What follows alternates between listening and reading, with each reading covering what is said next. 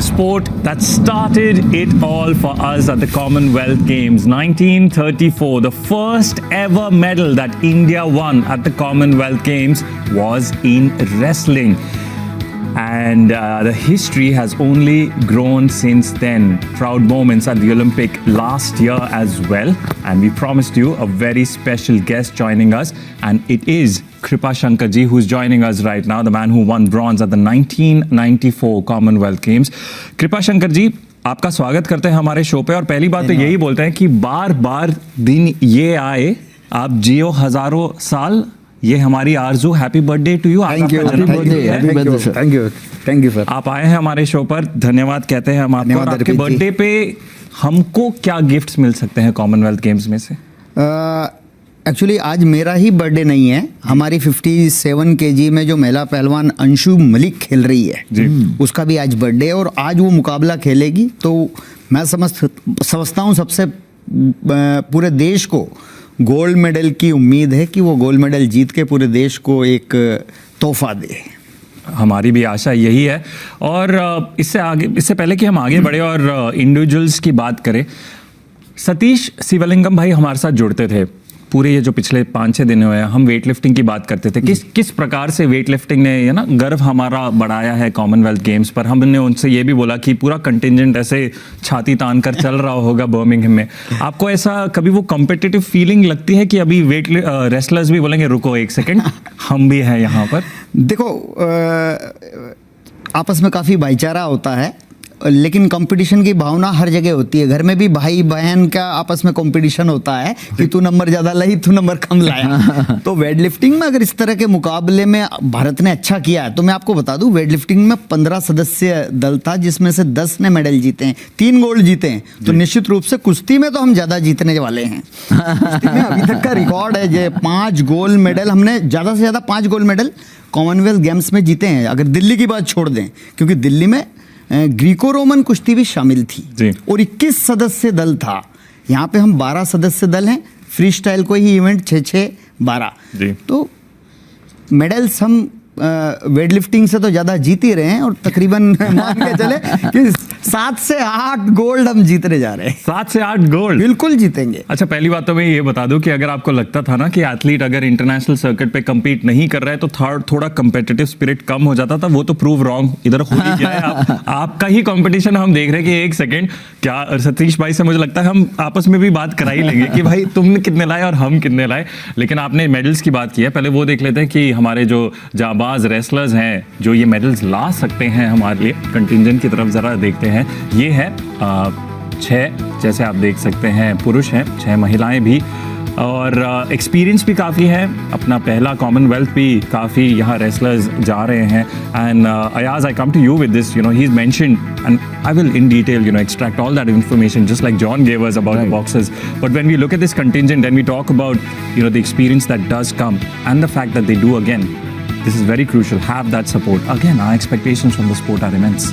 I think so. I mean, we've got 12 events, possibilities of 10 gold or 12 gold. We may not get in all, लेकिन medals मेरे ख्याल से काफ़ी मिलने चाहिए। And I actually concur with him. मुझे लगता है कि weight lifting से ज़्यादा आगे बढ़ जाएंगे wrestlers। और उम्मीद ये है कि कलर जो है उसका इम्प्रूव होते जाए, कि पोडियम फिनिश तो है, पर पोडियम फिनिश पे आप गोल्ड कितने लाते हैं, सिल्वर कितने लाते हैं, ओवरऑल परफॉर्मेंस अगर यहाँ पर बेहतर है पिछले कॉमनवेल्थ गेम से, then I think we moved ahead in the sport. Kripa ji, आपसे ये पूछना चाहता हूँ कि पहले एक्सपीरियंस्ड रेसलर्स की थोड़ी बात करते हैं, क्योंकि जो हम नाम वहाँ देख रहे हैं, साक्षी मलिक जिनका 3रा कॉमनवेल्थ मेडल हो सकता है, कॉमनवेल्थ गेम्स मेडल यहाँ पर हो सकता है। ऐसे खिलाड़ी जो ओलंपिक्स में मेडल्स भी लेकर आए हैं वो यहाँ पर होने वाले हैं। तो एक्सपीरियंस्ड जो खेमा है हमारा, उसमें से आपको क्या लगता है कि कौन से वो रेसलर्स हैं जिन्हें हमें बिल्कुल ध्यान देना चाहिए और आपके हिसाब से जहाँ पक्का गोल्ड मेडल आ रहा है?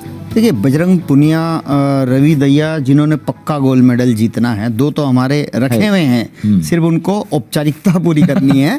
और अगर साक्षी मलिक की बात करें तो बहुत अच्छा ग्रुप है उनका, फाइनल में जा रही है। फाइनल में नाइजीरियन या कैनेडियन रेसलर्स है, उनका मुकाबला बेहतर हो सकता है, तो वहाँ पर उनको अपनी एकाग्रता रखनी पड़ेगी। और विनेश फोगाट है, तो विनेश फोगाट को भी अपनी क्योंकि जैसे जैसे खिलाड़ी एक्सपीरियंस होता है वैसे वैसे उनकी धड़कनें भी तेज होने लगती है, जिम्मेदारियां बढ़ जाती है। और कई बार क्या होता है, खिलाड़ी जब ज़्यादा ही बेहतर होता है तो उनकी जो अच्छा करने की जो गुंजाइश होती है वो कई बार जल्दबाजी में गलती कर देते हैं। और वेट रिड्यूस करना वो सबसे बड़ा कुश्ती के अंदर, क्योंकि वजन जब खिलाड़ी कम करता है, जैसे ओलंपिक में हमने विनेश को देखा था वेट, हालांकि विनेश ने इस बार वेट कैटेगरी चेंज कर लिया है, ये अच्छी बात, लेकिन वो समस्या पूजा के साथ आ गई है। जो पूजा गहलोत है 50 किलो में, वेट रिड्यूस करने के बाद में डिहाइड्रेशन हो जाना, ब्रेन से मसल्स का कोऑर्डिनेशन धीमा हो जाना, मन तो आपका जा रहा है पैर पकड़ने को लेकिन आपका तन साथ नहीं दे रहा है, तो इन स्थितियों से जूझता है खिलाड़ी और वहां पे गलती होती है। तो अब खिलाड़ियों के साथ कोच है, फिजियो है, पूरा सपोर्टिंग स्टाफ है, तो सभी इस पे मेहनत भी की है। तो वेट रिड्यूस बहुत पहले से, डिहाइड्रेशन यानी कि कम समय में ज़्यादा वेट नहीं घटाया गया, काफ़ी लंबे समय से ट्रेनिंग प्रोग्राम चल रहा है और निश्चित रूप से बहुत अच्छा भारतीय पहलवान करने जा रहे हैं। आपने विनेश फोगाट की बात की, वहाँ पर वो वेट चेंज की बात की, रियो में इंजरी अनफॉर्चुनेटली भी उनको हुई थी, तो एक तरह से क्या आपको लगता है कि इस कॉमनवेल्थ गेम्स में कहीं ना कहीं वो कुछ प्रूव करने का प्रयास करेंगे? बिल्कुल, ये उनके लिए तीसरा गोल्ड जीतने का एक अवसर है और मैं नहीं समझता कि भारत में कोई दूसरा खिलाड़ी पहलवान हो जो तीसरा गोल्ड कॉमनवेल्थ में, तो एक रिकॉर्ड बनाने के नज़दीक है विनेश और निश्चित रूप से वो बनाएगी। जी हाँ, यहाँ पर हम देखते हुए, and you know, he's mentioned it, he's spoken about the fact that she could go for that third historic medal, and Vinesh Phogat has given us those moments already. In terms of going ahead, Ayaz, and we'll take a look at, there it is, bounce back in some style since a knee injury that we were just talking about, 2016 winning goals at the Commonwealth, in 2018 Asian Games as well, the Asian Championships, and the bronze at the 2019 World Championships as well. And you just feel like, and with the confidence that Kripaji has already mentioned, that Vinesh as well should give us that performance. बेशक मुझे लगता है कि विनेश, जैसे कृपाशंकर जी ने बताया कि जैसे रिकॉर्ड इंतजार कर रहा है उनका कि तीसरी बार गोल्ड मेडल जीते आप कॉमनवेल्थ गेम में। मुझे आप साक्षी मलिक के बारे में पूछना चाह रहा था कि उनका बड़ा अप डाउन रहा है। आफ्टर रियो थोड़ा सा फॉर्म जो है स्लम्प हो गया, अब फिर क्वालिफाई की है, तो आप क्या ट्रैक किया आप उनका प्रोग्रेस, क्या आप क्या उम्मीद रखते हैं उनसे? देखो, भारत में महिला कुश्ती में क्रांति आ गई है और जैसे सुशील कुमार ने 2008 में मेडल जीता था, उसके बाद में हर पहलवान मेडल जीतने के लिए ओलंपिक, कॉमनवेल्थ गेम्स और एशियन गेम्स में जाता है। पार्टिसिपेशन करना उनका मकसद नहीं होता है। तो भारत देश के अंदर ही साक्षी मलिक के वेट में इतना ज़्यादा कंपटीशन हो गया है कि हम ओलंपिक मेडलिस्ट को यहीं ट्रायलों में और कंपटीशन और नेशनल चैंपियनशिप में पटक नहीं दे रहे हैं। तो आप इसी से आइडिया लगा सकते हैं कि देश में कंपटीशन बढ़ा है, साक्षी कमजोर नहीं हुई है, अन्य खिलाड़ी नज़दीक पहुंच रहे हैं, तो ये अच्छे संकेत है। और साक्षी ने फिर से अपनी एकाग्रता और ट्रेनिंग में डेडिकेशन, कंटिन्यूटी को बना के फिर से उस पोडियम पे जाना चाहती है, तो ये निश्चित रूप से हमारे लिए बड़ा सौभाग्य है कि भारत को एक गोल्ड साक्षी मलिक भी दिलाएगी। ये आपने बहुत बेहतरीन बात की, आपने क्रांति की बात की, सिर्फ विमेंस रेसलिंग नहीं, लेकिन रेसलिंग ओवरऑल की बात करें, अगर हम ओलंपिक्स की तरफ नज़र हमारी घुमाएं तो in terms of the most successful individual sport, wrestling stands out. We've had multiple medals, of course. आपने सुशील कुमार की ज़रूर बात की, 2008, 2012, और फिर आप नाम देखिए उसके बाद योगेश्वर दत्त भी हैं, साक्षी मलिक ब्रॉन्ज मेडल जीती हैं, और पिछली बार टोक्यो 2020 में रवि कुमार दहिया और बजरंग पुनिया, और दीपक पुनिया, जो मैं आऊँगा थोड़ी देर बाद, हो सकता था एक तीसरा, बहुत करीबी मामला था, लेकिन जो मैंने आप शुरुआत में बोला 1994 में आपने कॉमनवेल्थ में मेडल जीता था, जो क्रांति आपने विटनेस की है, जो चेंज विटनेस किया है, जिसकी वजह से अब एकदम से हम देख रहे हैं कि हर ओलंपिक्स में हमारी आशाएं बढ़ी है, उसके बारे में हम थोड़ा बताइए। जी बिल्कुल, हर ओलंपिक में आशाएं बढ़ी है। कुश्ती जो है देश का एकमात्र ऐसा खेल है जो कि एक के बाद एक ओलंपिक, 4 ओलंपिक हो गए, खाली हाथ कोई नहीं आ रहा है, कुश्ती में जरूर मेडल आ रहा है, और 4 ओलंपिक में मेडल जीतने वाला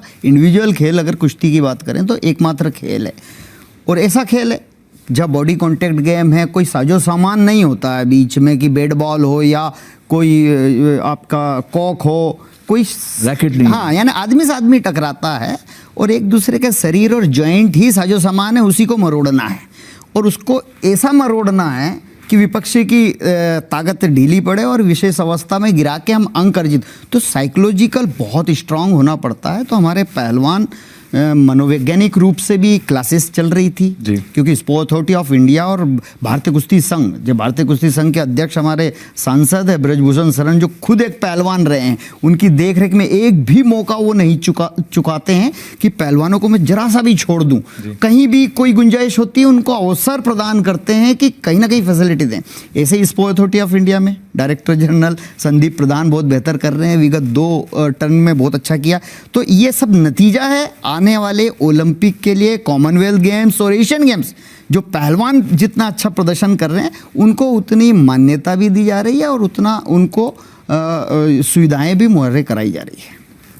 मुझे तो मज़ा आ गया ये सुन के, जो आपने पिछले 30-40 सेकंड में बोला ना, एकदम मज़ा आ गया सुन के। कॉमनवेल्थ गेम्स की अगर हम बात करें, ओलंपिक्स की तो आपने अभी हमें बताया हिस्ट्री इतनी अच्छी है, लेकिन कॉमनवेल्थ में भी अगर हम मेडल्स की तरफ ज़रा नज़र घुमाएं हमारी, तो ये देखिए दूसरे स्थान पे, ओवरऑल दूसरे स्थान पे 102 मेडल के साथ 43 गोल्ड मेडल, 37 सिल्वर मेडल और 22 ब्रॉन्ज मेडल है। Niaz, if you look at that overall, I'm pretty sure the wrestling contingent is going and saying, yeah, we're here. Of course, and you know, you look at that legacy, you have something to live up to that legacy. और जैसे इन्होंने बताया, सबसे बड़ी बात कि competition इतना हो गया है आपस में ही कि they are spurring on each other. जी, and we are hoping to add to this. एक सवाल मैं दीपक पुनिया के बारे में पूछना चाहता हूँ, पहला शो है यहाँ पर, क्योंकि जैसा मैंने बोला बहुत करीबी मामला था कृपा भाई पिछली बार।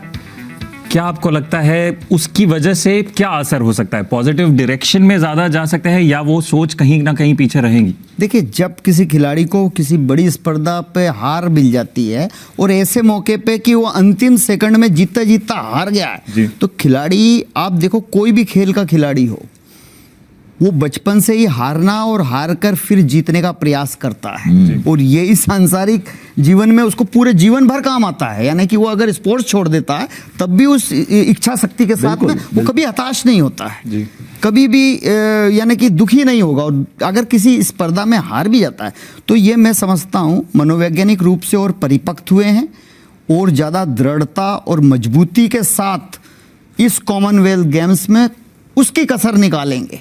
तो ये खिलाड़ियों में होता है कि कहीं ना कहीं हम जहाँ हारे हैं उसकी कमी मैं कहाँ पूरी कर सकता हूँ।